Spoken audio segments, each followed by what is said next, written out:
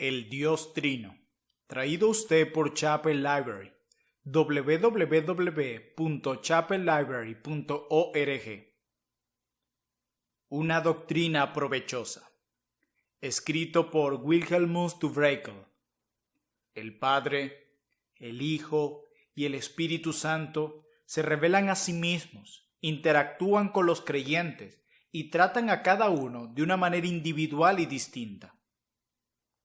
Y mi Padre le amará, y vendremos a él y haremos morada con él. Juan 14:23. El Espíritu Santo mora en el creyente como en un templo, como lo declara 1 Corintios 6:19. Por todo esto, es evidente que Dios no puede ser exaltado excepto como tres personas, y que los que le honran y sirven como tales son los auténticamente piadosos en esta vida y salvos en el más allá. Es así que esta verdad es sumamente provechosa y esencial. Al procurar demostrar cómo podemos beneficiarnos de este misterio, seguiremos el orden de las personas divinas. Primero, Dios el Padre. Dios es considerado por los creyentes como el origen de todas las cosas y por lo tanto también de su salvación. Ellos pueden percibir que Él los ha elegido desde la eternidad para ser objetos de su amor eterno, para exaltarlos y para hacerles partícipes de una salvación eterna imposible de explicar, y que todo esto procede de Él, por medio de Él y para Él.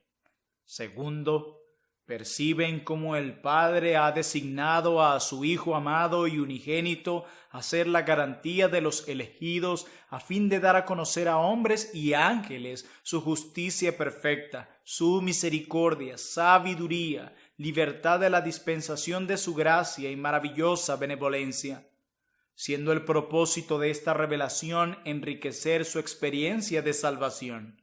Tercero, perciben que a fin de cumplir su propósito, el Padre creó al mundo y determinó que el hombre por su propia culpa cayera en pecado.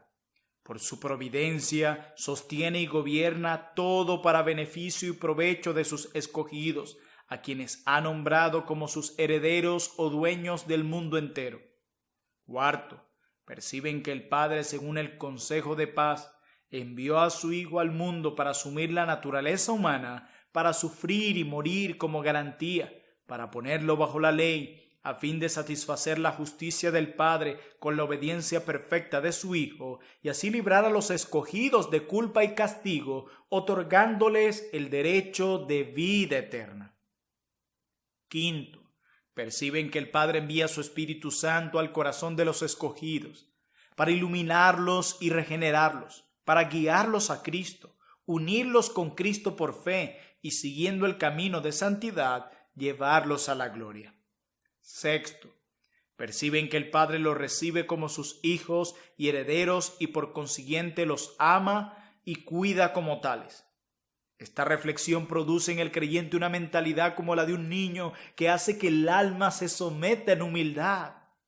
Se regocija y se siente libre para exclamar: «Abba, Padre».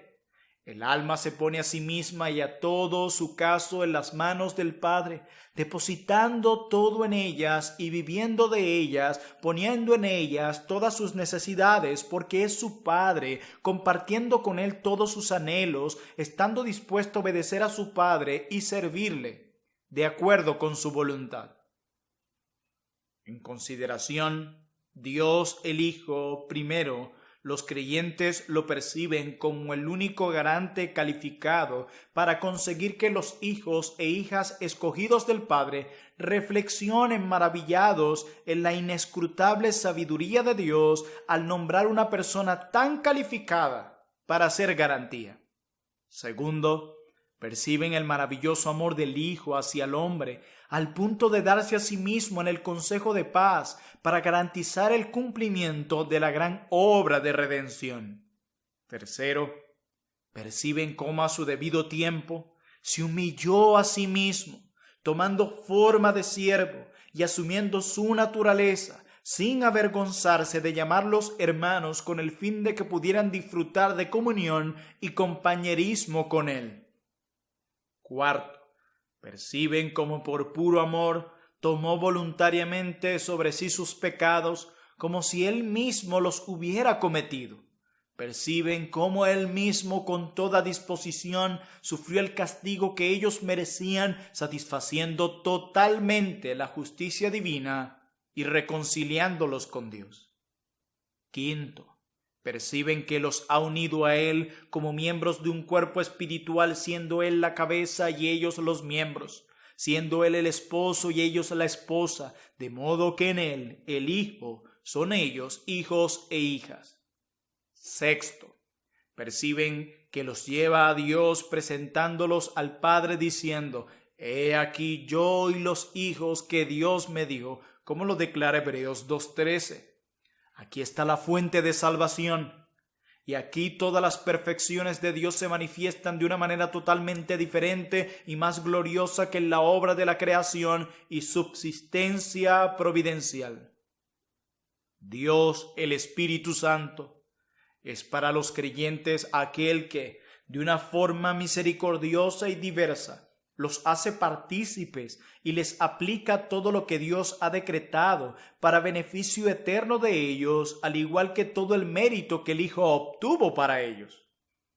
El Padre y el Hijo envían al Espíritu Santo al corazón del creyente, y el Espíritu Santo mora en él como si fuera un templo. Antes de su regeneración, los escogidos son por naturaleza como todos los demás, los sensuales, que no tienen al Espíritu, como lo declara Judas 19. Porque es únicamente el Espíritu el que da vida. Están muertos en pecado y transgresiones, viviendo totalmente separados de Dios, sin tener percepción de su estado pecaminoso, ni de condenación, ni de salvación, ni vida espiritual, y ni siquiera las desean. El enfoque de la actividad de su alma y de todos los miembros de su cuerpo son las cosas de este mundo. Toda su actividad religiosa es mecánica, a fin de aquietar su conciencia. Descansan en sus propias obras y odian todo lo que se asemeja a la luz, la espiritualidad, la verdad y la piedad, especialmente cuando su encuentro con ellos es demasiado cercano, lo cual les causa gran incomodidad. No obstante, el momento en el que a Dios le place acercarse a los electos, les da el Espíritu Santo, quien los ilumina y regenera y por fe los hace partícipes de Cristo y de todos sus beneficios. Dios envió a vuestros corazones el Espíritu de su Hijo, el cual clama: Abba, Padre, como lo declara Gálatas 4:6. Habéis recibido el Espíritu de adopción, por el cual clamamos: Abba, Padre. Ahora hemos recibido el Espíritu que proviene de Dios, lo declara Pablo en 1 Corintios, capítulo 2, verso 12. Consideremos de qué manera o en qué sentido reciben los creyentes al Espíritu Santo. Pregunta: ¿reciben los creyentes los dones del Espíritu o les es comunicada la persona misma del Espíritu Santo? Respuesta: la morada del Espíritu Santo en el creyente no es solo una presencia, como lo es la omnipresencia de la Deidad. Tampoco es una relación externa que los considera hijos de Dios y objetos de su operación. Tampoco es una comunicación de sus dones como fe, esperanza, caridad, etc. En cambio, es la persona misma la que es dada a los creyentes, que mora en ellos de una manera muy difícil, si no imposible de comprender. Esta presencia excede infinitamente los límites de sus personas y aún así está en ellos de una manera extraordinaria. Primero, esto se hace evidente en los textos que dicen expresamente que el Espíritu Santo no solo les es dado, sino que mora en ellos. Y yo rogaré al Padre y os dará otro Consolador para que esté con vosotros para siempre, el Espíritu de verdad, al cual el mundo no puede recibir porque no le ve ni le conoce, pero vosotros le conocéis porque mora con vosotros y estará en vosotros. Juan 14, versos 16 al 17.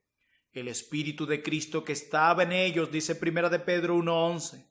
¿No sabéis que el Espíritu de Dios mora en vosotros? 1 Corintios 3:16. Argumento evasivo. Los dones del Espíritu Santo son identificados como el Espíritu Santo mismo en Hechos 10, versos 44 al 45. Respuesta. En los pasajes que mencionan al Espíritu Santo, no siempre ni en cada caso se puede entender como sus dones.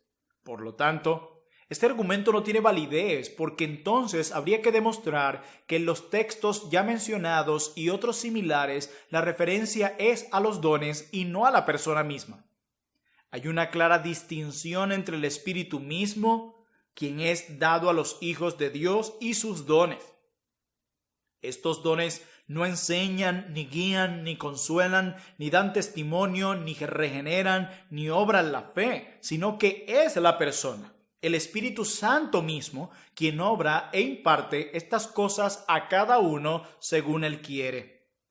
Los dones del Espíritu son dados también a réprobos, como lo declara Hebreos 6:4. No obstante, estos dones no les hacen partícipes de Cristo como lo hace la morada del Espíritu en ellos. Si alguno no tiene el Espíritu de Cristo, no es de Dios. Romanos 8:9. En conclusión, queda confirmado que la persona del Espíritu Santo mismo mora en el creyente de un modo inexpresable y aún así conforme al ser de Dios. Segundo, los pasajes donde los creyentes son llamados templo del Espíritu Santo confirman que mora en ellos. ¿No sabéis que sois templo de Dios y que el Espíritu de Dios mora en vosotros? 1 Corintios 3:16. ¿O ignoráis que vuestro cuerpo es templo del Espíritu Santo, el cual está en vosotros, el cual tenéis de Dios, y que no sois vuestro? 1 Corintios 6:19. Dios mismo, y no sus dones, moraba en el templo de Jerusalén. Y habitaré entre los hijos de Israel y seré su Dios.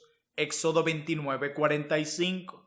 En Salem está su tabernáculo y su habitación en Sión, como lo declara el Salmo 76, verso 2. Tú que estás entre querubines, así lo declara el Salmo 81, dado que el Espíritu Santo mora en el creyente, como antes lo hacía en el templo, en lugar de tratarse solo de sus dones, igualmente mora de manera personal en el creyente. Tercero, el creyente tiene un anhelo infinito que solo puede ser satisfecho por el infinito. Los dones que Dios otorga no son infinitos, por lo que no pueden satisfacer al creyente. Dios mismo tiene que ser y en su porción, y está unido con Dios en Cristo y es hecho perfecto en unidad. Juan 17:23. El creyente no solo tiene los dones del Espíritu, sino que tiene el Espíritu mismo.